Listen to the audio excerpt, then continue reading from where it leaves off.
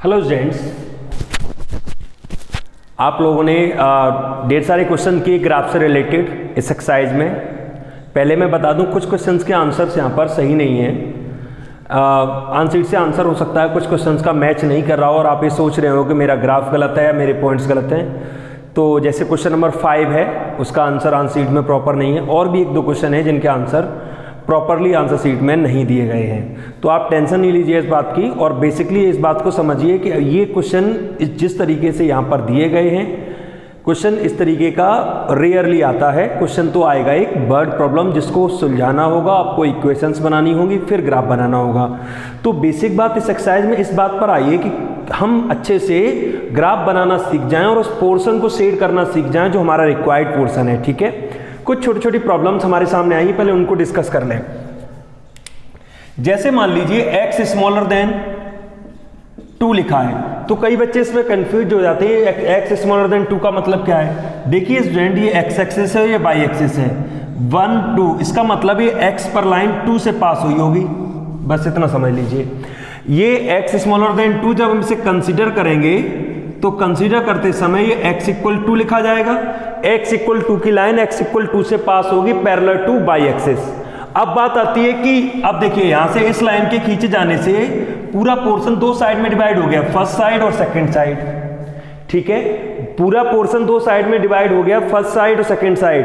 अब बात आती है कि इधर का पोर्शन लिया जाए या इधर का पोर्शन लिया जाए। ठीक है, तो क्या ध्यान रखेंगे स्टूडेंट, देखिए ये सिंबल क्या इंडिकेट करता है कि x की वैल्यूज 2 या 2 से कम रहेगी। x की वैल्यू 2 या 2 से कम रहेगी, या इसका सेंस हमने क्या बताया था, टुवर्ड्स ओरिजिन। लेकिन इसमें भी एक कंडीशन है, ये हमेशा टुवर्ड्स ओरिजिन फिट नहीं बैठेगा। अगर ये -2 होता तो ये बात फेल हो जाती, सामने वैल्यू प्लस की होनी चाहिए ना। आप सोचें कि मैंने तो कह दिया इस सिंबल को देखिए टुवर्ड्स ओरिजिन, सामने वैल्यू पॉजिटिव भी होनी चाहिए। अगर नेगेटिव सामने वैल्यू होगी तो इसका रिजल्ट गलत आएगा। ठीक है, तो बेसिक बात ये है कि अगर जनरली सामने पॉजिटिव वैल्यू है अगर होती है तो फिर इसका सेंस टुवर्ड्स ओरिजिन है, यानी कि हम ओरिजिन की तरफ मूव करेंगे इस तरीके से। और ये जो इस साइड के जो जितने पॉइंट होंगे वो सब इसके सॉल्यूशन होंगे। एक्चुअली लीनियर इनइक्वालिटीज का कभी कोई एक चीज सॉल्यूशन नहीं होती है। जैसे मैं एक लाइन बनाता हूं, मैंने कहा x + y > 7 लिखा है। अब समझिएगा, x + y > 7 लिखा है, तो ऐसी वैल्यू x और y की जिनका टोटल करें तो 7 से बड़ा नंबर आए। अब मैंने जब इसका ग्राफ बनाया, एक 7 और यहां भी 7, ठीक है, क्योंकि x को 0 करेंगे तो y 7 होगा, y को 0 करेंगे तो x 7 होगा। या 7 का डिवाइड कर लीजिए और इसको इंटरसेप्ट फॉर्म में कन्वर्ट कर लीजिए, फाइनली आपको रिजल्ट यही मिलेगा, एक लाइन आ गई। अब आप देख सकते हैं पूरा फर्स्ट क्वाड्रेंट, क्योंकि जनरली हम फर्स्ट क्वाड्रेंट में काम कर रहे हैं लीनियर इनइक्वालिटीज या इस LPP फॉर्मेट में। अब भूल जाइए सेकंड और थर्ड क्वाड्रेंट, पूरा फर्स्ट क्वाड्रेंट दो हिस्सों में डिवाइड हो गया, फर्स्ट और सेकंड। ठीक है, x + y की वैल्यू > 7 होनी चाहिए, > 7 से बड़ी होनी चाहिए। x + y की वैल्यू 7 से बड़ी होनी चाहिए। अब इसमें अगर x और y की जगह 0 0 लगाएंगे तो ये फॉल्स स्टेटमेंट आएगा, यानी कि ओरिजिन टेस्ट करते हैं। एक्चुअली जिन बच्चों को नहीं पता है मैं बता दूं, ओरिजिन टेस्ट करते हैं। तो ओरिजिन टेस्ट करेंगे तो 0 + 0, तो 0 न तो 7 के बराबर है और न 7 से बड़ा है, यानी फॉल्स है ये स्टेटमेंट। फॉल्स की कंडीशन में हम ओरिजिन से दूर भागते हैं, अवे फ्रॉम द ओरिजिन। ठीक है, और सिंबल से भी पहचान सकते हैं, इसका मतलब है अवे फ्रॉम द ओरिजिन। लेकिन यहां मैं एक बात बताना चाहूंगा कि by the way x + y ऐसा होता -7। अब स्टोरी में चेंज आ जाता, x + y > -7 लिखा है। अब आप इस चीज को समझिएगा स्टूडेंट, ये -7 है, -7 के केस में अगर मैं ओरिजिन टेस्ट करता हूं 0, 0 रखूंगा, 0 + 0, तो आप देख लीजिए 0 तो बड़ा है किससे, -7 से, यानी कि ये स्टेटमेंट कैसा हो गया, ट्रू। अब इसका सेंस क्या बन गया, टुवर्ड्स ओरिजिन। इसका सेंस क्या बन गया, टुवर्ड्स ओरिजिन। अब आप ये सोचेंगे कि कभी इसी सिंबल को कह देते हैं अवे फ्रॉम द ओरिजिन, कभी इस सिंबल को कहते हैं टुवर्ड्स द ओरिजिन। तो बेसिकली अगर आपको ये कंफ्यूजन क्रिएट हो रहा है तो आप ओरिजिन टेस्ट पर आ जाइए कि हम ओरिजिन टेस्ट करेंगे। और ऐसे नहीं समझना है तो फिर आप ऐसे समझिए कि फिर सामने पॉजिटिव नंबर होना चाहिए, अगर नेगेटिव नंबर होगा उसको भी हम पॉजिटिव बनाएंगे। तो दोनों तरीके समझना होगा इस चीज को। आप जैसे चाहो वैसे समझिए। अगर इस तरीके से सामने अगर -7 होता ना तो फिर इसी का आंसर कुछ और आता, या लाइन दूसरे तरीके से बनती और फिर इसका answer away from the origin आता। ये चीज ध्यान रखिएगा, सामने अगर माइनस होगा तो इसका इफेक्ट अपोजिट होगा, बस इतना मैं कहना चाहता हूं। एक कंफ्यूजन और बच्चों का आया था कि कुछ लाइन इस तरीके की आई है सामने उनके, जैसे x minus by greater than 0 लिखा है, ठीक है। अब मैं इसकी लाइन को कंसीडर करता हूं, suppose that x minus by equal 0 लिया तो x इक्वल क्या हो गया, बाई। जब मैं ग्राफ बनाऊंगा तो ये लाइन ओरिजिन से पास हो जाएगी। अब ये लाइन ओरिजिन से पास हो गई, अब समझ में नहीं आ रहा अब किधर मूव करें। या तो ओरिजिन से ही पास कर गए, ये x एक्सिस, ये बाई एक्सिस, ठीक है। ये लाइन x इक्वल बाई की है, अब किस साइड मूव करें, तो लाइन ओरिजिन से ही पास हो गई। अब इसका ओरिजिन टेस्ट कैसे करते हैं, देखिए इसमें ओरिजिन टेस्ट नहीं होता, इसमें क्वाड्रेंट टेस्ट होता है। जब लाइन ओरिजिन से पास होती है तो फिर क्वाड्रेंट टेस्ट होता है। क्वाड्रेंट टेस्ट कैसे, देखो x minus by greater than 0 है तो बाई उधर ट्रांसफर करिए तो x smaller then x greater than by हो जाएगा, यानी x की वैल्यू बाई से बड़ी रहेगी हमेशा। अब जरा गौर करिए, ये लाइन फर्स्ट क्वाड्रेंट को और थर्ड क्वाड्रेंट को तो क्रॉस ही कर रही है। समस्या किसकी है, सेकंड क्वाड्रेंट की और फोर्थ क्वाड्रेंट की, कि इसका ग्राफ सेकंड क्वाड्रेंट की तरफ मूव करेगा या फोर्थ क्वाड्रेंट की तरफ मूव करेगा, बस इतना डिसाइड करना है। ये लाइन फर्स्ट से तो पास ही हो रही है, थर्ड से तो पास ही हो रही है। दो क्वाड्रेंट ऐसे हैं जो सॉल्यूशन का पार्ट हो सकते हैं, या तो इसका ग्राफ सेकंड क्वाड्रेंट की तरफ मूव करेगा या इसका ग्राफ फोर्थ क्वाड्रेंट की तरफ मूव करेगा। अब इस शर्त को समझिए, x is greater then by, x is greater then by means x की जो वैल्यू है वो बाई से बड़ी होनी चाहिए। अब खुद से सोचिए, x ग्रेटर देन बाई कहां होगा, फोर्थ क्वाड्रेंट में या सेकंड क्वाड्रेंट में, सोचिए। यहां पर याद करो माइनस प्लस सिंबल होते हैं, यानी x की वैल्यू नेगेटिव होती है और y की वैल्यू पॉजिटिव होती है। यह याद करो प्लस माइनस सिंबल होते हैं, यानी x की वैल्यू पॉजिटिव होती है, y नेगेटिव होती है फोर्थ क्वाड्रेंट में, याद है ना। यानी कि x की वैल्यू जब पॉजिटिव लेंगे तभी तो y से बड़ी हो पाएगी। मैं एक एग्जांपल ले लेता हूं, मैंने इस क्वाड्रेंट में एक पॉइंट लिया 2,3, क्या इस बात को फिट कर पाएगा ये x ग्रेटर देन और इक्वल टू बाई, बिल्कुल नहीं हो पा रहा है। यानी सेकेंड क्वाड्रेंट का कोई पॉइंट इस बात में फिट नहीं बैठ रहा है, अप्लाई नहीं हो रहा है। फोर्थ क्वाड्रेंट का कोई भी पॉइंट इस बात को ट्रू कर देगा। जैसे मैंने कहा 4,-1, okay, x is greater then by, देख सकते हैं आप। फोर्थ क्वाड्रेंट का कोई भी पॉइंट इस स्टेटमेंट को ट्रू कर देगा, नहीं इसका ग्राफ फोर्थ क्वाड्रेंट की तरफ मूव करेगा। समझ में आ गई बात। जब ओरिजिन से लाइन पास हो तब ओरिजिन टेस्ट न होकर क्वाड्रेंट टेस्ट किया जाता है। जिन दो क्वाड्रेंट को उस लाइन ने इंटरसेक्ट नहीं किया होता है, हम उनमें एक एक दो पॉइंट लेकर ट्राई करते हैं, उस लाइन में अप्लाई करते हैं, फिर ये डिसाइड करते हैं कि उस लाइन के सॉल्यूशन किस क्वाड्रेंट की तरफ मूव करेंगे। और इस तरीके से आप सेट कर लिया करो, प्लस माइनस देख लिया करो। सबसे आसान बात मैं आपको बता रहा हूं, ठीक है। अभी क्वेश्चन में जरूरत पड़ेगी, वहां भी मैं बताऊंगा। अब आइए कुछ क्वेश्चंस मैं सॉल्व करा देता हूं। जैसे मैं क्वेश्चन नंबर 9 से स्टार्टिंग कर रहा हूं। सबसे पहले प्रॉब्लम है आप लोगों की कुछ, और आई होप आज की इस क्लास से आपको ग्राफ बनाना क्लियर हो जाएगा। फिर मैं वर्ड प्रॉब्लम की तरफ मूव करूंगा। एक्चुअल में हमारा मेन काम वही है। 2 क्लास से मैं क्लियर करना चाहता था कि आपको ग्राफ प्रॉपरली बनाना आ जाए। क्वेश्चन नंबर 9 में डिस्कस कर रहा हूं। सबसे पहले देखिए, एक मिनट,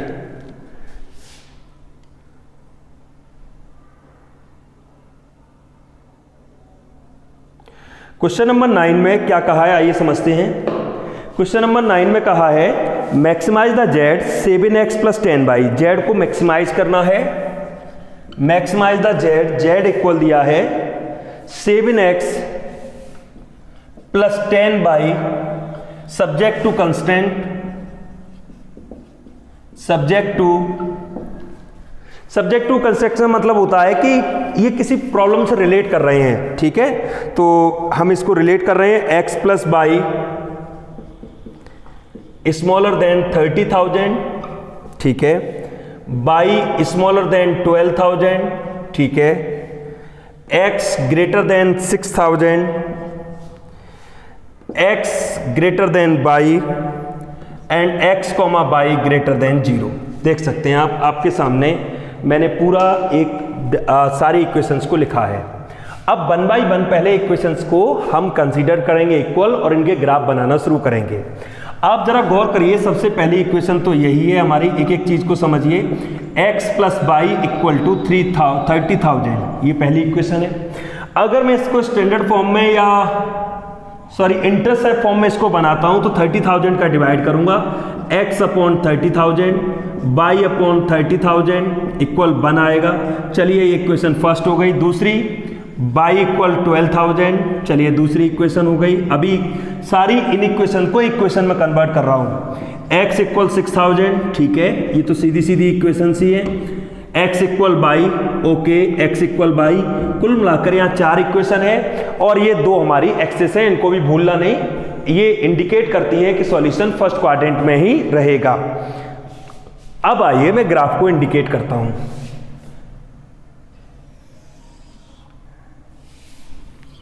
ठीक है, इस पे पॉइंट इंडिकेट करता हूं मैं। इस बार 30,000 तक जाना है मैं, तो एक काम करते हैं 2,000, 4, 6, 8, 10, 12, 14, 16, 18, 20, 22,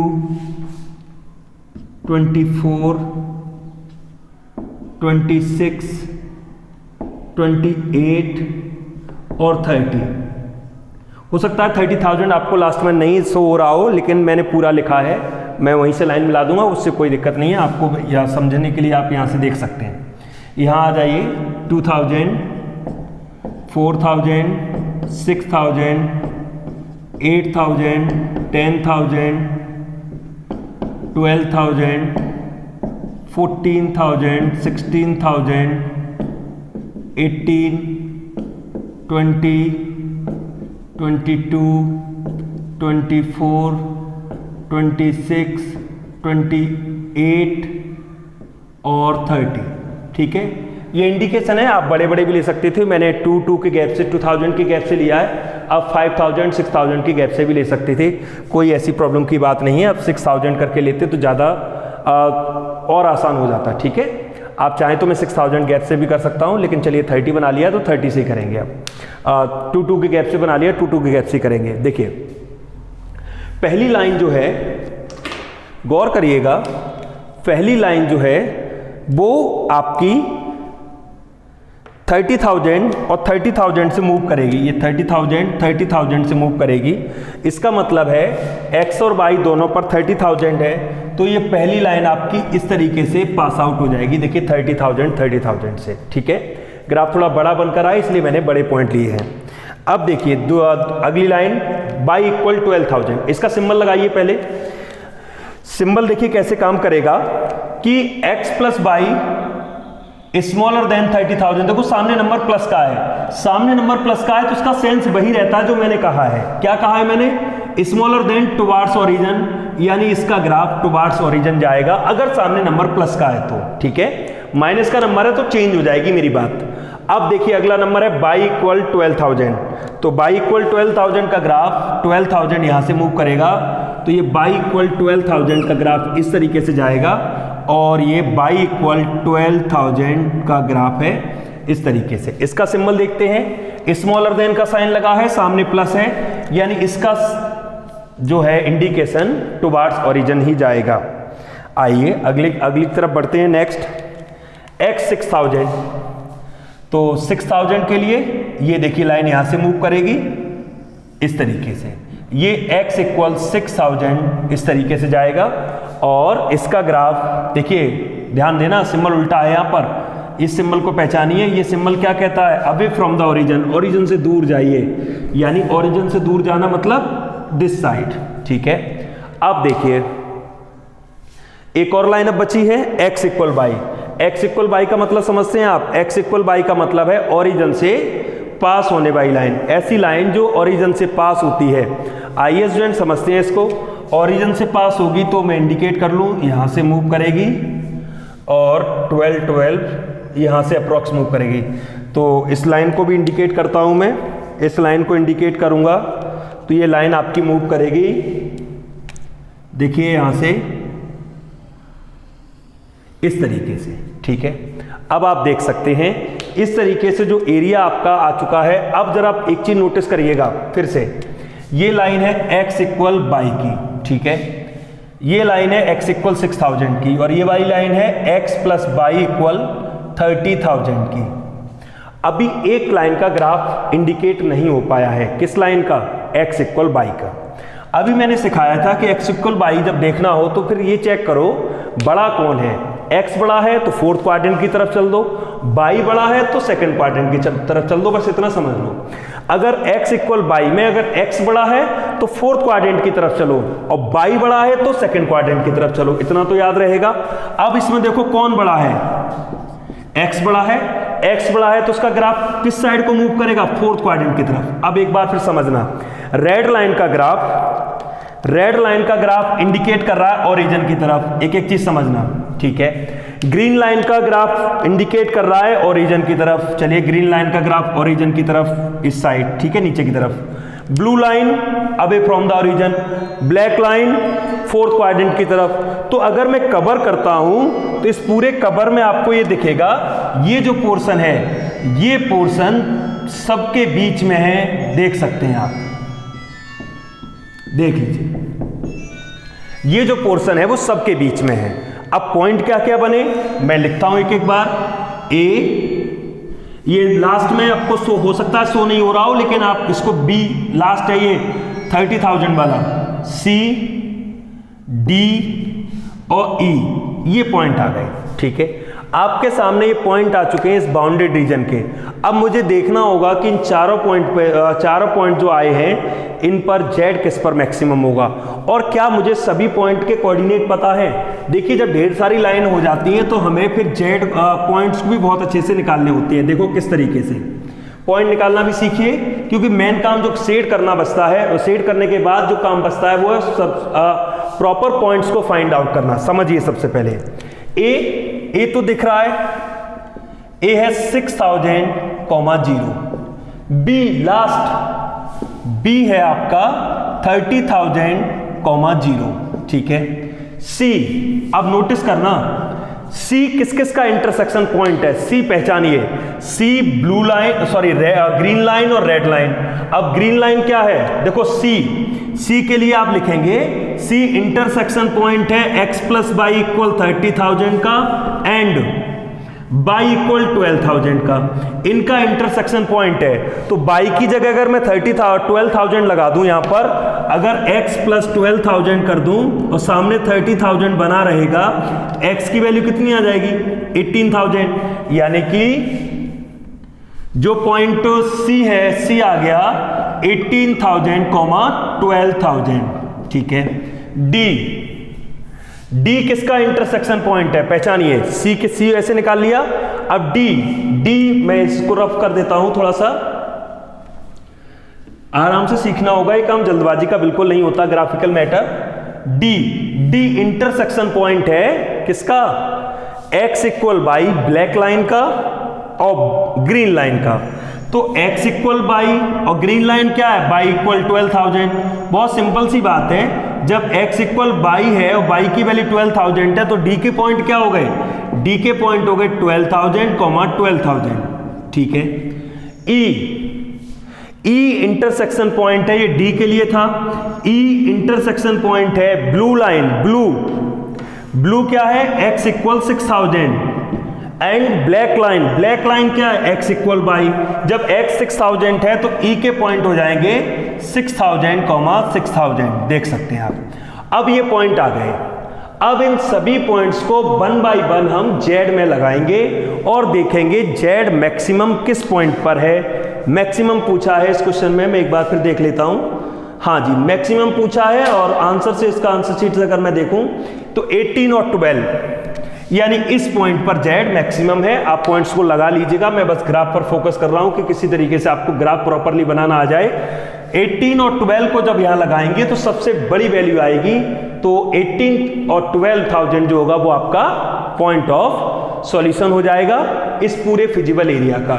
इस पूरे को कहते हैं फिजिबल रीजन। फिजिबल रीजन वो रीजन होता है जहां से सॉल्यूशन निकलकर आता है। ठीक है, आइए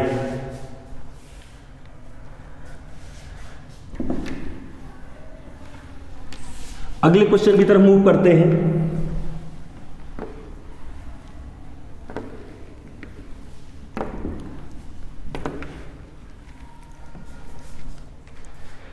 अब प्रॉब्लम है क्वेश्चन नंबर 11। आइए 11 करते हैं। 11 में भी जेड मैक्सिमाइज करना है। जेड इक्वल दिया है, जेड मैक्सिमाइज करना है 11 में भी, सॉरी मिनिमाइज करना है। जेड की वैल्यू मिनिमाइज करनी है, मिनिमम वैल्यू निकालनी है। जेड इक्वल दिया है 5x plus 3y। Z equal दिया है 5x plus 3y subject to 2x plus y greater than 10, x plus 3y greater than 15, x smaller than 10 and y smaller than 8 and finally x, y greater than 0। ठीक है, आइए इसको भी समझते हैं और 1 बाय 1 समझिए कैसे ग्राफ बनाते हैं बड़े आराम से।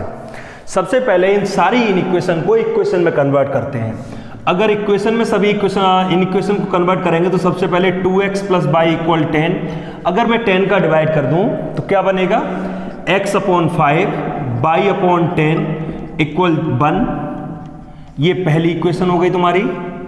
फिर x प्लस 3y इक्वल 15 का डिवाइड करते हैं, x upon 15 y upon 5 equal 1, this is your second equation.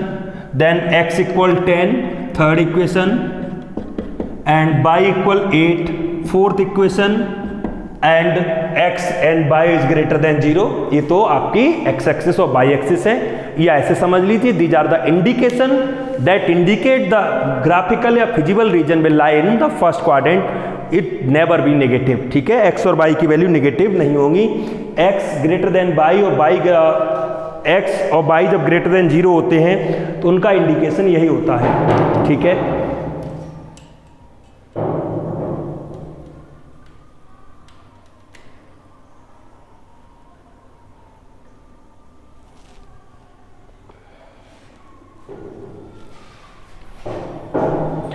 आइए आगे मूव करते हैं। अब इनका ग्राफ बनाने की काम स्टार्ट करते हैं। ग्राफ का देखिए किस तरीके से।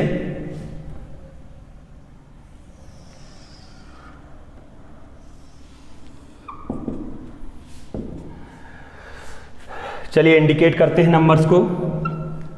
नंबर्स को इंडिकेट करते हैं। 2 4 6 8 10 12 14 16 2 4 6 8 10 12 14 16 एंड 18। ठीक है, ये आपके पॉइंट्स आ चुके हैं, मैंने इंडिकेट कर लिया। अब 1 बाय 1 ग्राफ को बनाते हैं। जैसे पहला है x पर इंटरसेप्ट 5 है, y पर 10 है, तो x पर 4 और 6 के बीच में 5 ले लिया, y पर 10 ले लिया, तो ये आपकी पहली लाइन आएगी। और इंडिकेट कर लिया करो, ये लाइन है 2x प्लस y इक्वल 10। ठीक है, नेक्स्ट लाइन की तरफ मूव करते हैं। नेक्स्ट लाइन है x फॉर इंटरसेप्ट 15 और y पर है 5। 15 ये होगा। पहले इसका इंडिकेशन कर लेते हैं रेड लाइन का। रेड लाइन का जो ग्राफ होगा, रेड लाइन देखिए पहली लाइन है 2x plus y greater than 10। Greater than 10 indicate कर रही है अवे फ्रॉम द ओरिजिन। ये सिंबल इंडिकेट कर रहा है कि ओरिजिन से दूर ग्राफ जाएगा। सामने पॉजिटिव नंबर है, ये ध्यान रखना। सामने नेगेटिव नंबर होता तो कहानी पलट जाती। ठीक है, तो चेंज हो जाता मेरा स्टेटमेंट। फिर मैं कहता टुवार्ड्स ओरिजिन। सामने पॉजिटिव नंबर है तो इनका सेंस फिर यही है। आप भी जानते हैं इस चीज को, लीनियर इक्वलिटीज में सब माइनस का डिवाइड करते थे, याद करिए, तो क्या होता था, जो भी लीनियर इक्वलिटीज का साइन होता था चेंज हो जाता था। आपका ग्रेटर है तो स्मॉलर हो जाता था, स्मॉलर है तो ग्रेटर हो जाता था। तो वही चीज, वही फर्क दिखाता है। सामने पॉजिटिव नंबर है तो इसका सेंस वही है, क्या away from the origin, origin से दूर जाइए। चलिए ओरिजिन से दूर सामने की साइड मूव करेंगे। दूसरी लाइन 15 और 5, ठीक है, 15 एंड 5 ये होगा। तो 15 और 5 को मैं इंडिकेट इस तरीके से करूंगा तो ये इस तरीके से आएगी ग्रीन लाइन, और ग्रीन लाइन को मैं लिख लेता हूं। ये ग्रीन लाइन जो है वो है x + 3y = 15। ये है x + 3y = 15। This is your second line. इसका ग्राफ भी इंडिकेट क्या कर रहा है? Away from the origin, origin से दूर को मूव करना है सामने की साइड, ठीक है। 2 लाइन हो गई। अब तीसरी लाइन को डिस्कस करते हैं। तीसरी लाइन क्या है? x = 10। x = 10 का मतलब समझना, x = 10 का मतलब सिंपली इस तरीके से 10 से एक लाइन पास हो जाएगी जिससे हम x = 10 लिखेंगे। अब इसके ग्राफ की बात कर लेते हैं। x क्या था? x था स्मॉलर देन 10। स्मॉलर देन 10 का मतलब है इसका ग्राफ ओरिजिन की तरफ मूव करेगा, जैसा मैंने एरो लगाया है। Next y = 8। y = 8 यानी कि इस तरीके से ग्राफ यहां से मूव करेगा। ये y = 8 का ग्राफ होगा। y = 8। इसका क्या सिंबल था? इसका सिंबल भी यही था कि स्मॉलर देन 8 यानी y मूव करेगा ओरिजिन की तरफ, देख सकते हैं आप। अब आपको बहुत अच्छे से ये पहचानना होगा कि हमारा रिक्वायर्ड सॉल्यूशन क्या होगा। इसमें अगर आपने गलती की तो पूरा सॉल्यूशन गलत हो जाएगा। ऐसे तो शेडेड रीजन यहां बहुत दिखाई दे रहे हैं, 1 2 3 4 5। अब मैं शेड किसको करूं? पहचानिए। इसको शेड नहीं कर सकते। क्यों नहीं कर सकते? ग्रीन लाइन और रेड लाइन के ग्राफ तो दूर की तरफ जा रहे हैं, तो ओरिजिन की तरफ तो ग्राफ आएंगे ही नहीं इनके। तो देखो, अगर आप ध्यान से देखिए तो आपको नजर आएगा कि ग्रीन लाइन भी ओरिजिन से दूर जा रही है, रेड लाइन भी ओरिजिन से दूर, ब्लू लाइन ओरिजिन की तरफ और ब्लैक लाइन ओरिजिन की तरफ। इस तरीके से साइन आपको नजर आएंगे।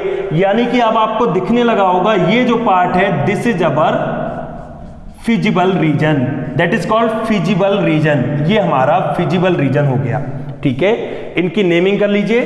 ये आपका A, B, C और D, ठीक है।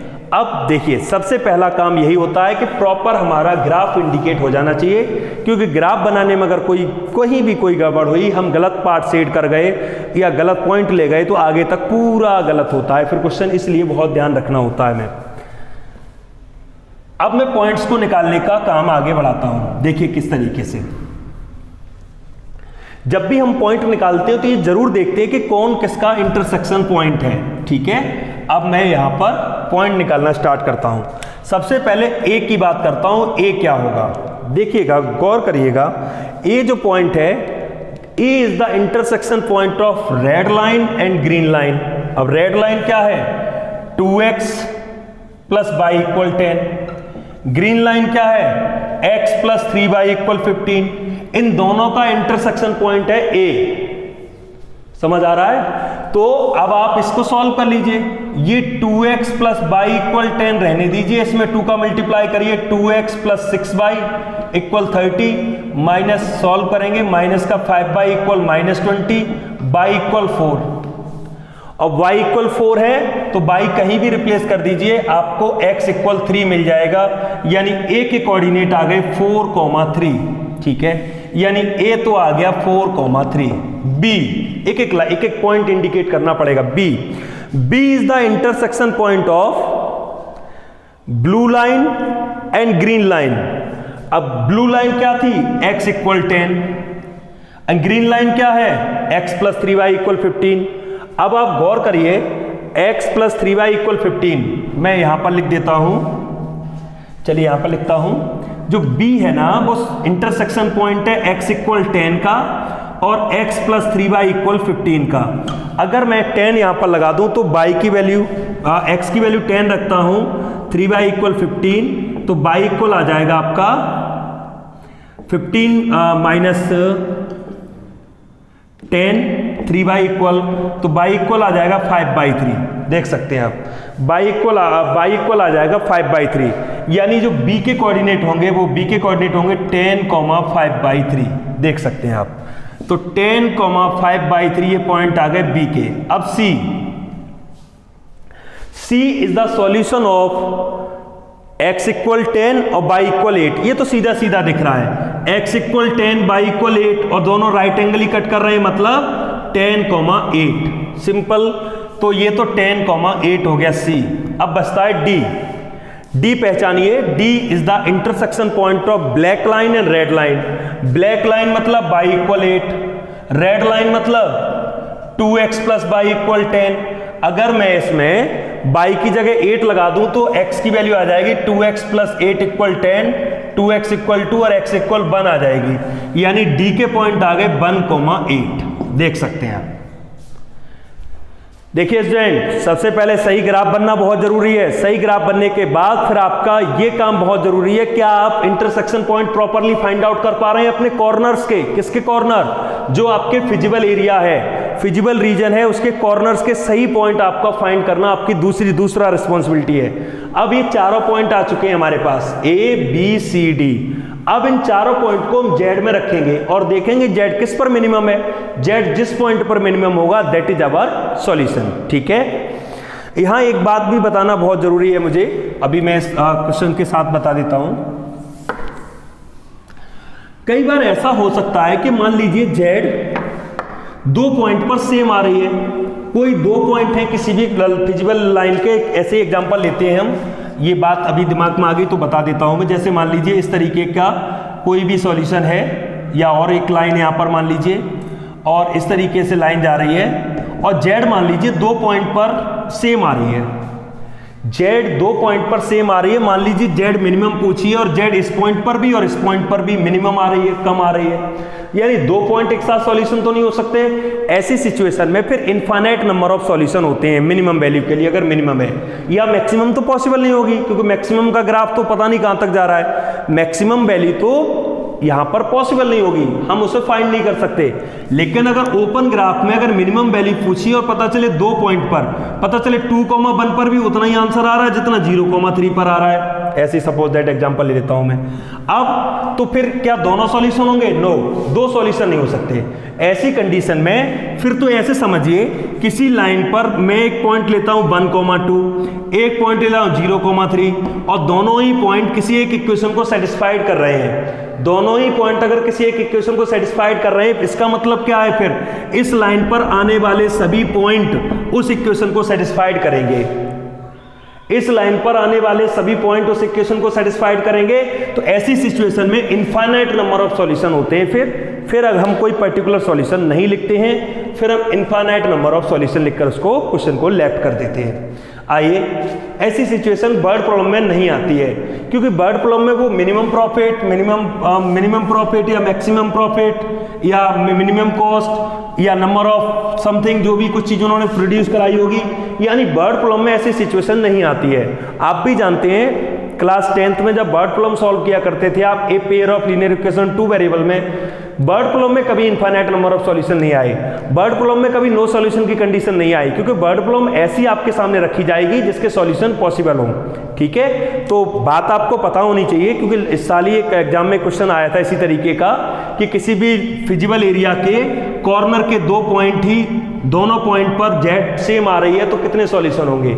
इन such case there are infinite number of solution. ठीक है, बस ये बात बतानी थी। आगे मूव करते हैं अगले क्वेश्चन की तरफ। देखिए,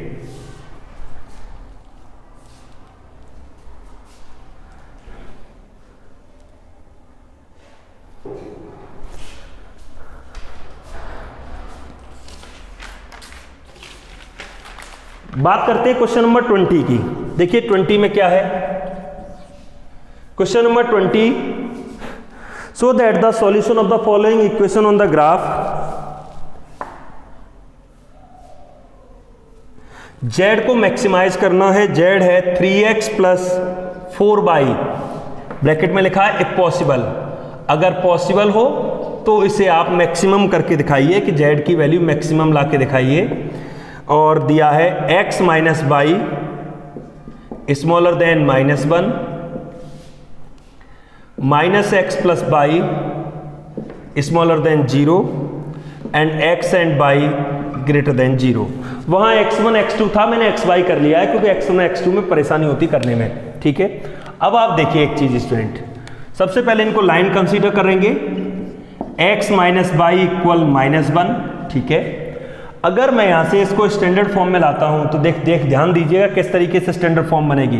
-1 का डिवाइड होगा, मुझे +1 ही सामने चाहिए, तो x/-1, बाई में -1 का डिवाइड होगा तो बाई/1 और सामने 1 आ जाएगा। आप देख सकते हैं x के नीचे -1 आएगा, बाई के नीचे जब -1 आया होगा तो क्या हो जाएगा, +1 + y हो जाएगा। और ये अच्छा दूसरी लाइन, ये तो फर्स्ट लाइन हो गई। सेकेंड लाइन है -x + y = 0, तो यहाँ से y = x हो जाएगा। ये दूसरी लाइन हो गई। और फिर तो आप जानते ही x एंड y > 0। आइए बनाते हैं ग्राफ। देखिए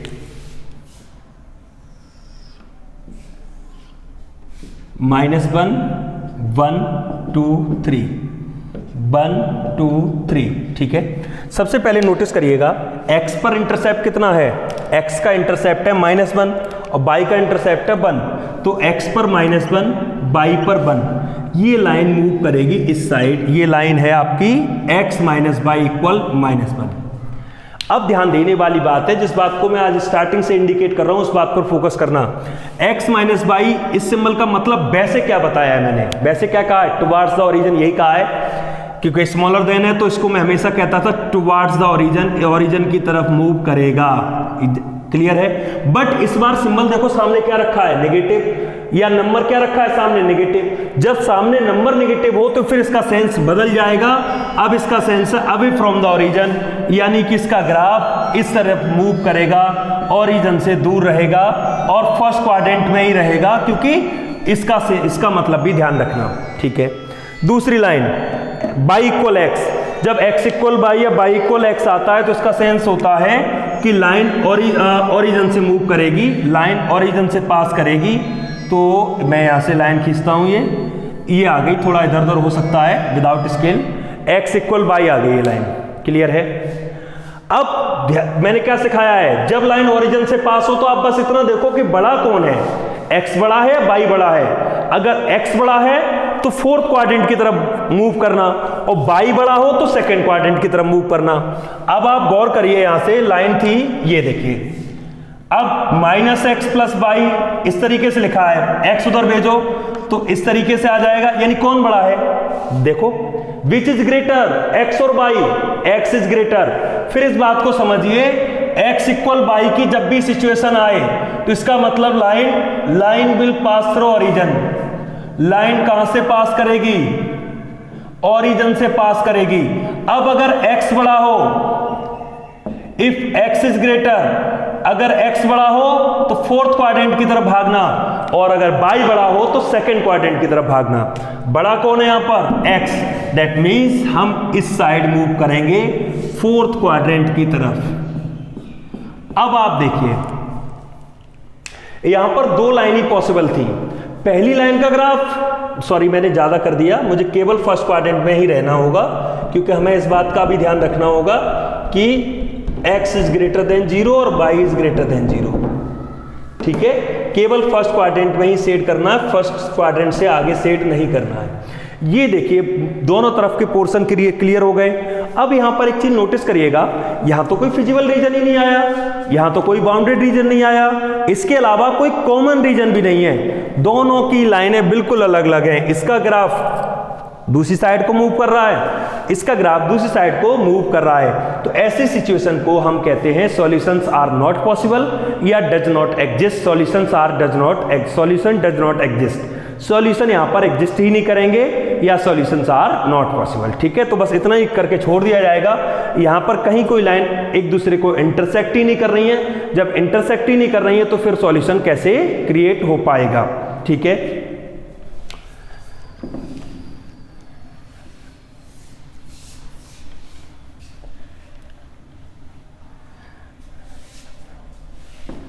आइए आगे मूव करते हैं। अब प्रॉब्लम है इसके बाद क्वेश्चन नंबर 21 को डिस्कस करते हैं। देखिए 21 में क्या कहा है, z मैक्सिमम लानी है। क्वेश्चन नंबर 21 भी प्रॉब्लम है आपकी, z = 3x + 3y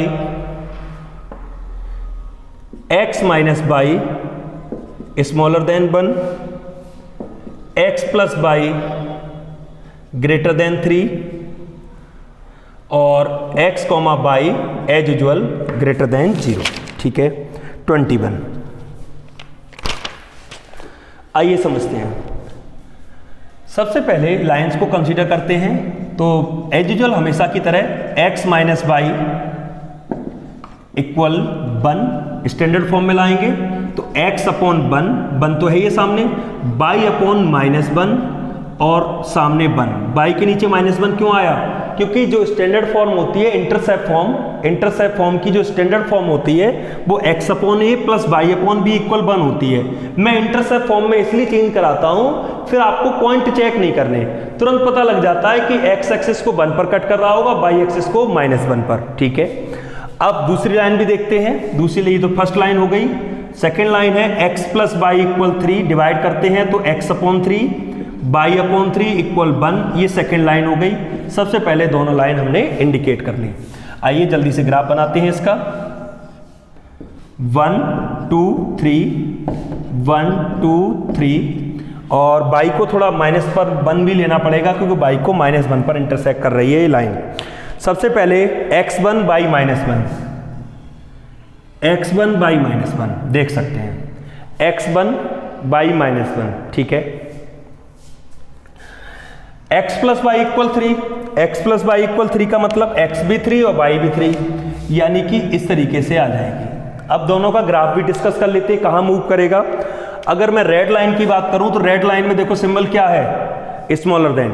smaller than का मतलब है टुवार्ड्स द ओरिजिन की तरफ। ठीक है, ये सिंबल जाएगा रेड लाइन का। ब्लू लाइन क्या कहेगी? ब्लू लाइन कहेगी अवे फ्रॉम द ओरिजिन से दूर। ये देखिए, ठीक है, ब्लू लाइन का सिंबल ये है। अगर आप ध्यान से देखो तो रेड और ब्लू में कॉमन क्या आएगा? ये ब्लू का सिंबल है। ब्लू इंडिकेट कर रहा है अवे फ्रॉम द ओरिजिन से दूर। ठीक है, ओरिजिन से दूर, और रेड ओरिजिन की तरफ। तो ओरिजिन की तरफ चलेंगे, इस लाइन के ओरिजिन की साइड चलेंगे तो देखो यही तो साइन बनेगा। तो ये आ गया दोनों में कॉमन एरिया, लेकिन ओपन है, ये बाउंड नहीं है क्योंकि आगे की कोई लिमिट नहीं है, इसकी कोई लिमिट नहीं है कितना आगे मूव करेंगे ये पॉइंट। और ऐसे ही ब्लू के भी अगर मैं कहूं तो ब्लू की भी कोई लिमिट नहीं है कितना आगे तक ये जाएंगे। तो ऐसी कंडीशन को हम कहते हैं open feasible area, open feasible region. ये ओपन है। ओपन के केस में मैक्सिमम वैल्यू को हम डिसाइड नहीं कर सकते। ठीक है, मैक्सिमम वैल्यू पता नहीं आगे तक कहां जाएगी, तो maximum value can not be decided. अब जरा मिनिमम वैल्यू की बात कर लेते हैं। अगर मिनिमम भी यहां पर अगर पूछी होती तो मिनिमम कैसे फाइंड आउट करते? तो मिनिमम के लिए देखिए एक पॉइंट ये होता और एक पॉइंट ये होता। मैं इसको A मानता हूं, इसको B मानता हूं। A क्या है? A is the intersection point of both lines. कौन सी दो line? x minus by equal 1 and x plus Y equal 3। चलो सॉल्व कर लेते हैं, आसान है ये तो। 4x इक्वल 2 आया, x की वैल्यू कहीं भी लगा दें, बाई इक्वल 1 आएगा, यानी ये पॉइंट आ गया 2,1। और ये b क्या है? 0,3। अब a आ गया 2,1, b आ गया 0,3। चलिए z चेक करते हैं 2,1 पर। 3x प्लस 3y, अगर हम x की जगह 2 और y की जगह 1 लगा दें तो ये आ रहा है 9। ठीक है, अब b पर चेक करते हैं 0,3 पर। z 3x प्लस 3y, अगर मैं 0 लगाता हूं, y की जगह 3 लगाता हूं तो यहां भी 9 आया। देखिए मैंने थोड़ी देर पहले एक बात कही थी, किसी भी लाइन के दो पॉइंट पर अगर z सेम आ रही है, a पर भी z 9 आ रही है, b पर भी z 9 आ रही है, तो इसकी मिनिमम वैल्यू की भी 9 हो सकती है मे बी, बट दो पॉइंट पर आ रही है, इसलिए हम ये डिसाइड नहीं कर पाएंगे कि x और y 2,1 होंगे या x और y 0,3 होंगे। ऐसी सिचुएशन में सच बात तो ये है कि इस लाइन पर आने वाले सभी पॉइंट जो रिजल्ट देंगे वो 9 ही देंगे। इस चीज को समझिए। अगर दोनों पॉइंट 2,1 और 0,3 जब इनको इस इक्वेशन में लगाते हैं तो 3x प्लस 3y का रिजल्ट 9 आ रहा है। इसका आसान भाषा में मतलब ये समझिए 2,1 और 0,3 both are the solution of this line. जब इस लाइन के दोनों सॉल्यूशन है और एक लाइन कम से कम 2 पॉइंट से जॉइन करके बनती है, इसका मतलब ये दोनों पॉइंट इस लाइन को सेटिस्फाइड करेंगे। तो ये दोनों पॉइंट सेटिस्फाइड नहीं करेंगे, इस लाइन पर आने वाले सारे पॉइंट इसको सेटिस्फाइड करेंगे। जब सारे पॉइंट सेटिस्फाइड करेंगे तो that means infinite number of solution can be possible. ठीक है, आइए आगे मूव करते हैं। ग्राफ बनाना सीखिए, मिनिमम मैक्सिमम का काम सीखिए और ये सीखिए कि कैसे बाउंड्री रीजन किया जाता है और कब ओपन एरिया भी हो सकता है। इन सब बातों को ध्यान में रखकर ही हमें आगे बढ़ना है, क्योंकि जब तक ग्राफ बनाना नहीं आएगा वर्ड प्रॉब्लम का काम स्टार्ट नहीं हो पाएगा। आइए मूव करते हैं, एक क्वेश्चन और कराते हैं 23। इसमें कई लाइन्स हैं लेकिन 1 बाय 1 सभी को इंडिकेट करेंगे। 23 देखिए,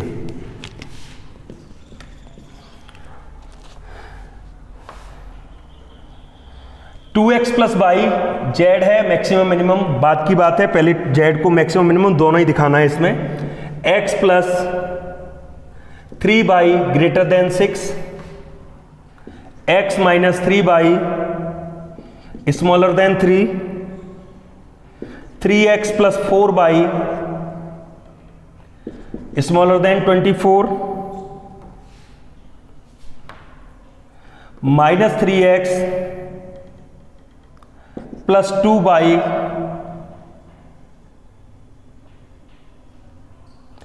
smaller than 6, 5x plus y greater then 5 and x, y is greater than 0।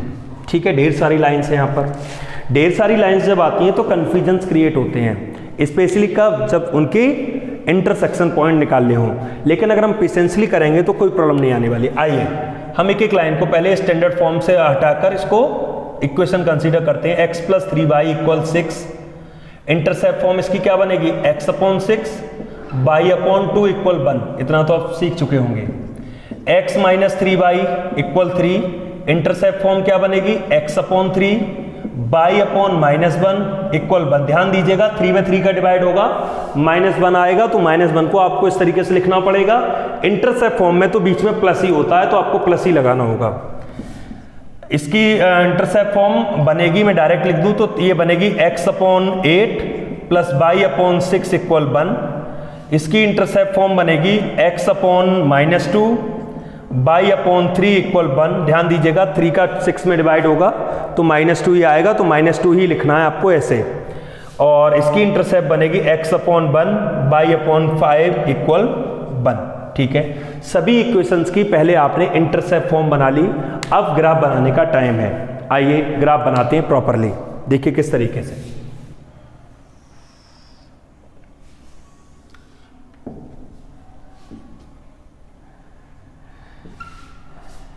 One 2 3 4 5 6 7 8, ठीक है। और यहाँ भी ले लीजिए 1 2 3 4 5 6 7 8, ठीक है। अब पहली लाइन है x 6/2, x 6/2, x 6/2 ये लाइन आ गई। इसका नाम दे दीजिए तुरंत का तुरंत ही, x प्लस 3y इक्वल 6, ठीक है। ये फर्स्ट लाइन हो गई।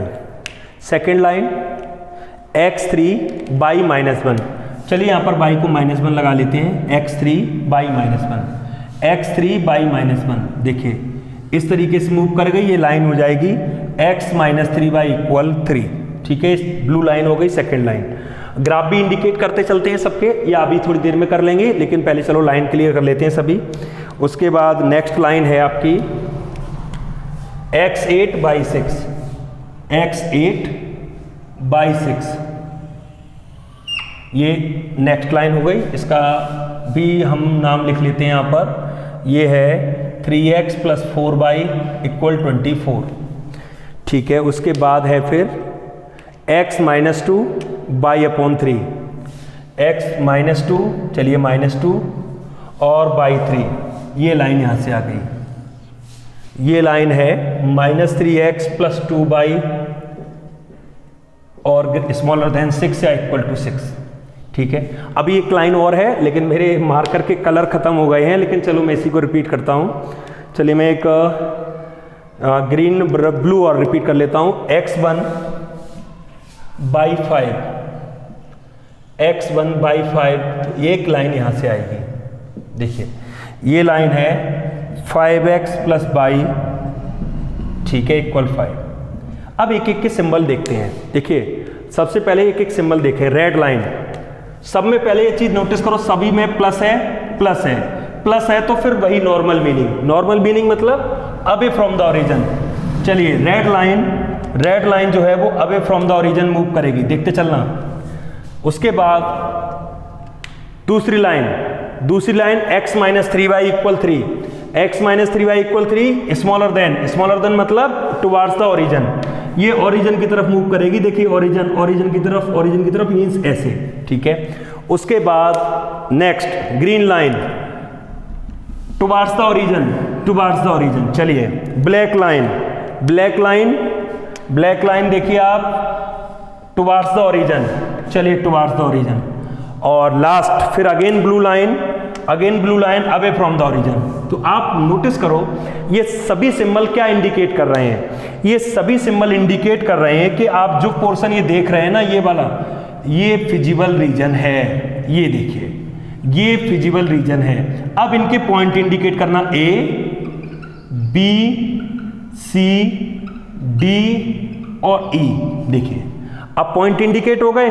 अब क्या जिम्मेदारी बचती है? अब काम बचता है। अभी काम क्या बचता है? आप परेशान मत होइए, वर्ड प्रॉब्लम में इतनी इक्वेशन नहीं आएंगी। यहाँ तो ढेर सारी इक्वेशन वो दे रहे हैं। ऐसे समझिए क्लास 11th का लीनियर इक्वलिटीज आप पहले स्टडी कर रहे हैं। अभी तो एलपीपी की तो बात ही नहीं हो रही कहीं भी। अभी तो सिर्फ इतना सिखाया जा रहा है आपको, how to create the graph of linear inequalities को ग्राफिकल रिप्रेजेंटेशन सिखा रहा हूं मैं सिर्फ। अभी एलपीपी की तो कोई बात ही नहीं हो रही है। अब आप जरा गौर करना, ए पहचानना होगा, ए किसका इंटरसेक्शन पॉइंट है? रेड और ब्लू। रेड यानी कि x प्लस 3y इक्वल 6 और ब्लू यानी कि इन दोनों को सॉल्व करेंगे तो ए के पॉइंट आएंगे। ऐसे बी सी डी सबके इंटरसेक्शन पॉइंट निकालेंगे और फिर उनको जेड में लगाएंगे और देखेंगे किस पॉइंट पर जेड मिनिमम है और किस पॉइंट पर जेड मैक्सिमम है। ठीक है, तो आज मैंने कुछ और ग्राफ आपको समझाए। आई होप ग्राफ का काम क्लियर हुआ होगा। तो जैसा भी लगे आपको मुझे रिपोर्ट करिएगा। उसके बाद फिर मैं, अगर आपकी तरफ से सेटिस्फैक्ट्री मुझे आंसर्स आते हैं तो फिर मैं वर्ड प्रॉब्लम की तरफ मूव कर जाऊंगा एलपीपी की। Thank you.